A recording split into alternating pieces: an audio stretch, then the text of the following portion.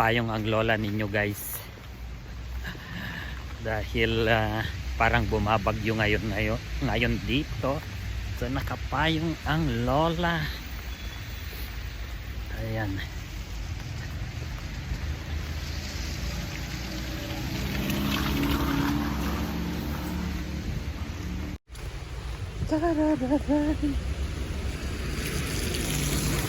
Ayan. Ay, parang Christmas pa rin dito guys. Oh. Restaurant yan. Pero walang tao dahil malamig sa labas. Ayan na. Paulan ngayon.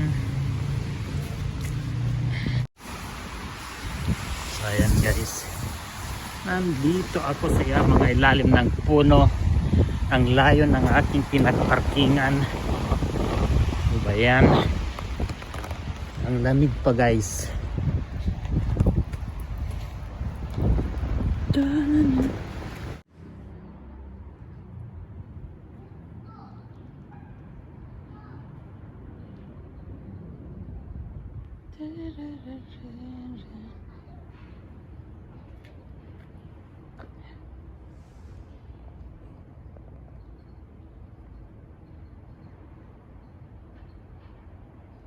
Lakad-lakad.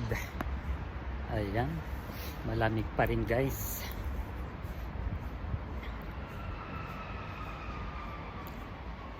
Punta tayo guys sa highway at pupunta tayo sa kapehan.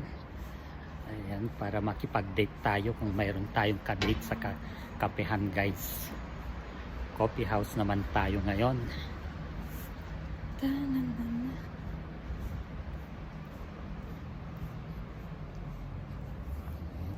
Ito guys yung nilalakaran ko papunta sa highway. Iniwan ko ang aking sasakyan para iwas tayo sa parking. Baka mamaya madali tayo sa parkingan. Ayan.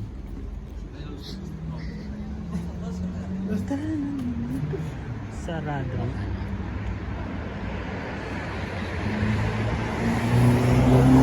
medyo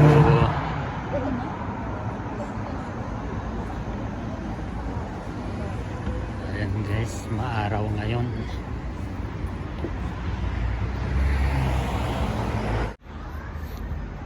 Bumalik tayo guys dahil na nakalimutan ko yung telepono kong isa.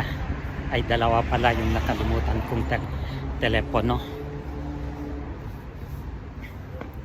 Dahil nandoon yung ko, passport ko guys.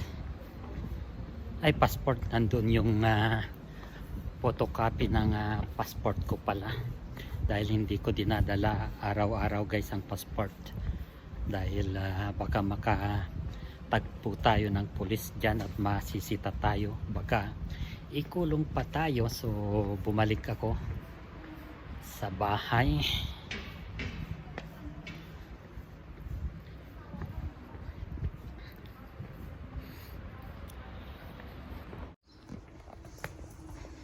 Ayan yung sasakyan ko guys, inupuan ng dalawang pusa.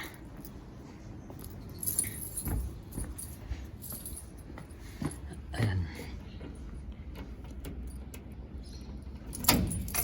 Yoy. Ayaw pumasok ang susi. Ito guys, nandito tayo, akyat tayo sa bahay.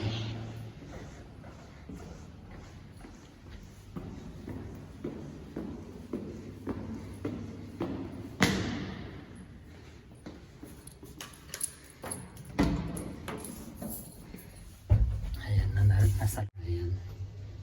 Ganyan ang loob ng guys, elevator. Dalawa lang ang pwede or tatlo. Sa fourth floor tayo. Ayan.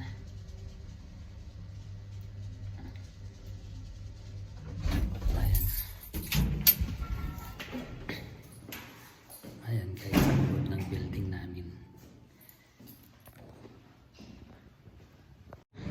Hindi na tayo dumaan sa main road. Dito na lang tayo para mas madali ang lakad dahil baka mamaya guys babalik tayo ulit sa trabaho dahil sinabihan ko kanina in case of emergency tatawagan nila ako guys para ako ang aasikaso sa alaga natin dahil yung karelyebo natin hindi siya marunong sa gawain guys sa alaga natin.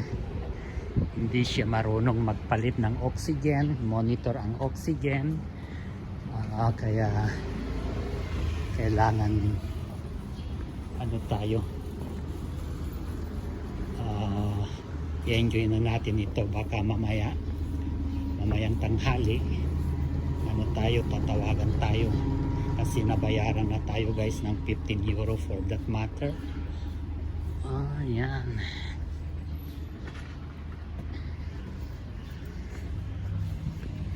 Walang gaanong tao ngayon dito sa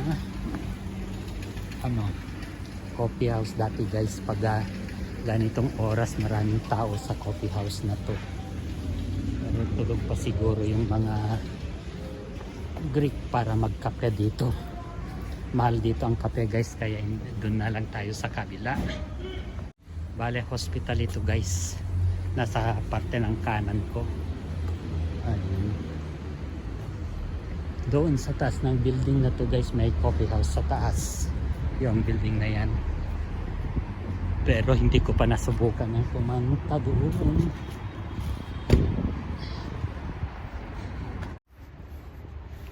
Lakad tayo, naglalakad ang lola ninyo guys. Ganyan ang paligid. Meron din simbahan dito guys, pero simbahan ng Orthodox.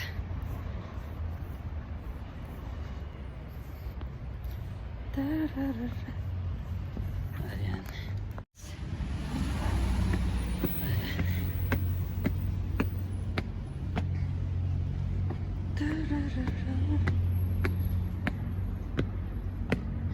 Ayan guys, ang pinakamataas na building nila dito hanggang doon.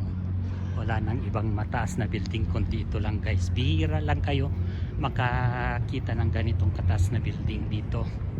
Hanggang 7th floor, ganun lang guys.